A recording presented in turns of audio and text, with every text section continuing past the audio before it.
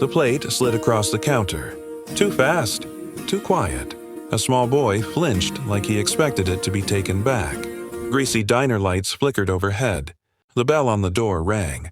Laughter from a booth cut sharp through the air. "Hey," a man snapped. That kid didn't pay. Every head turned. The boy's shoulders curled inward. Hunger had taught him that shape. The waitress froze mid-step, coffee pot shaking in her hand. Because she knew him. Knew the hollow cheeks.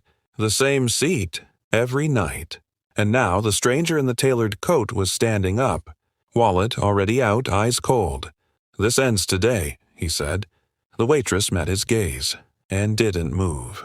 "Stay with us. Because what happens next will change 3 lives forever." Her name was Grace Whitmore. 34. A waitress by uniform, but a protector by instinct. She worked the night shift at Harper's Diner, a narrow place squeezed between a pawn shop and a closed-down theater. The kind of diner that stayed open because people like Grace refused to let the lights go dark. The boy was Noah Carter, 9 years old. No backpack. No lunch money. No one ever waiting outside for him. He came every evening, sat in the same cracked vinyl booth, and stared at the menu like it was a storybook. Grace never asked questions.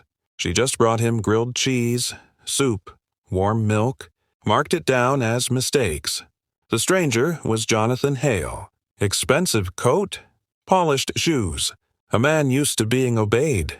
The room felt smaller when he walked in. Power always does. But Grace had something he didn't expect. Quiet courage. Jonathan Hale didn't notice the boy at first. Men like him rarely did. He took the corner booth, unfolded a crisp napkin, and checked his phone like the world might misbehave without his supervision.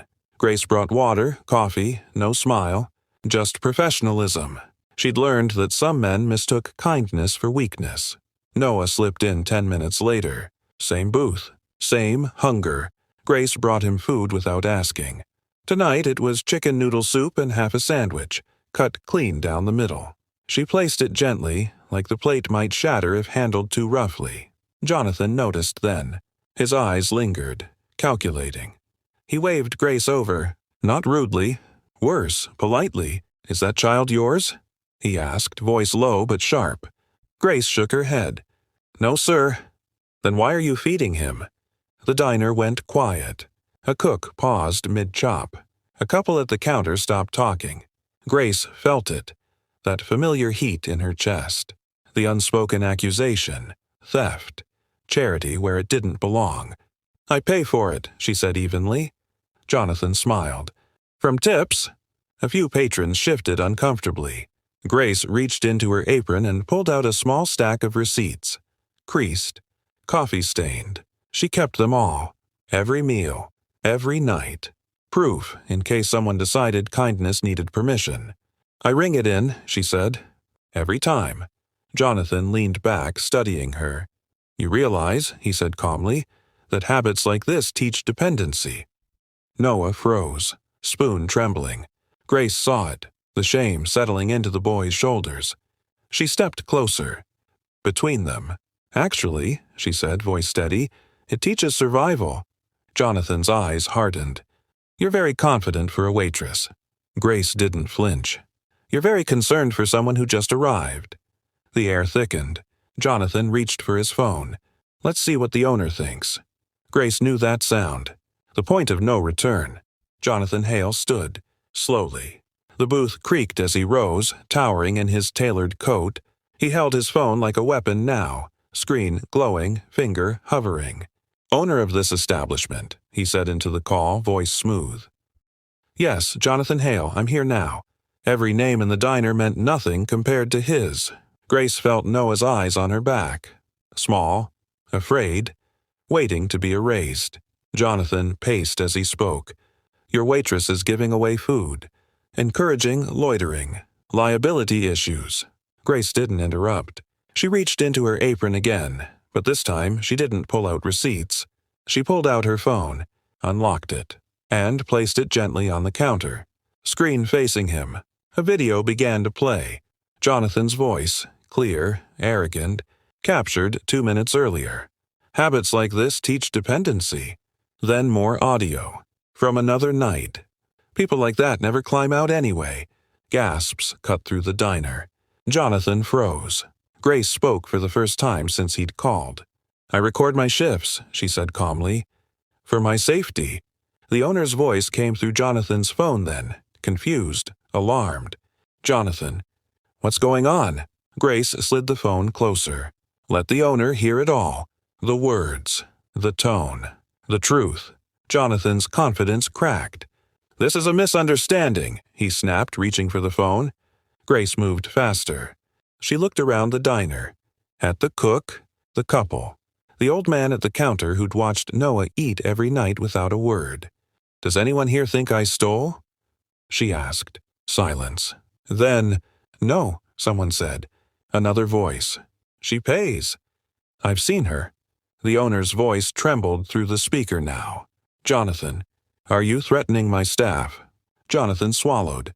The room felt smaller, hotter. He looked at Noah. Really looked. Thin jacket, scuffed shoes, soup cooling in front of him. For the first time, Jonathan Hale had no leverage, no power, no audience that believed him. Grace bent down beside Noah, hand on his shoulder. "You finish eating," she whispered. "You're safe." Jonathan's phone buzzed. A text from the owner.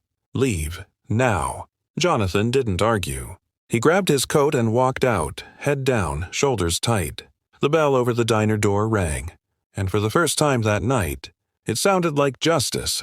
The diner breathed again. Plates clinked, coffee poured. The neon sign outside buzzed like it always had, but something inside had shifted. Grace stood behind the counter, hands steady, heart still racing. Noah finished his soup. Every drop. He didn't rush this time. He didn't look over his shoulder. Jonathan Hale never came back.